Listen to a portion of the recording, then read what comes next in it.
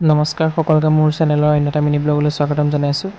ভিডিঅ'টো বিশ্বকৰ্মা পূজাৰে বৰ্তমান সময় পৰিস্থিতি চাই মই ভিডিঅ'টো আপলোড কৰা নাছিলোঁ, তথাপিও আজি আপোনালোকৰ আগলৈ আগবঢ়াইছোঁ।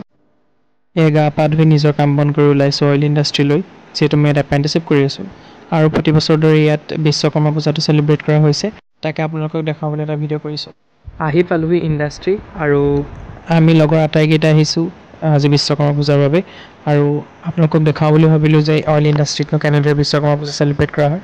এয়া দেখিবলৈ পাইছে যে প্ৰত্যেকটো ডিপাৰ্টমেণ্টতে এখন এখনকৈ মণ্ডপ সজোৱা হৈছে, প্ৰত্যেকে নিজা নিজাভাৱে পাতিছে। আৰু এয়া আহি পালোহি মই আমাৰ নিজৰ ডিপাৰ্টমেণ্ট, আমাৰ লজিষ্টিক ডিপাৰ্টমেণ্ট, আৰু ইয়াত পূজা আয়োজন কৰিছে। এইবাৰ পূজাৰ মণ্ডপ ভাগ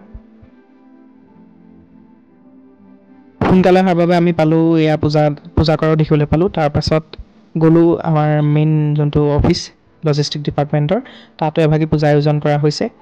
আৰু তাৰ কাষতে তেওঁলোকে ফুচকা ব্যৱস্থা কৰিছিলে, আমি কেইটা ফুচকা খালোঁ।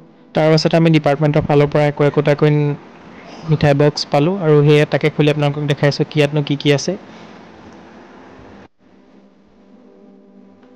পূজা কমপ্লিট হোৱাৰ পিছতে আমি প্ৰসাদ খালোঁ। প্ৰসাদৰ পিছতে আমি গ'লোঁ আজি মেইন খাদ্যলৈ। তাত খানা খাই পেলানি আমি উভতি পেলানি ওচৰতে হোৱা পূজা ভাগত সোমালোঁ। তাত সংগীতৰ অনুষ্ঠান পতা হৈছিলে আৰু সেয়া আমি নাচালোঁ। তাৰ পৰা ওলাই আমি আহিলোঁ ৰুমলৈ। আজিলৈ ব্লগটো ইমানতে সামৰিলোঁ। যদি মোৰ এই ভিডিঅ'টো চাই ভাল পালে তেনেহ'লে লাইক, ছাবস্ক্ৰাইব আৰু শ্বেয়াৰ কৰিবলৈ নাপাহৰিব। ধন্যবাদ।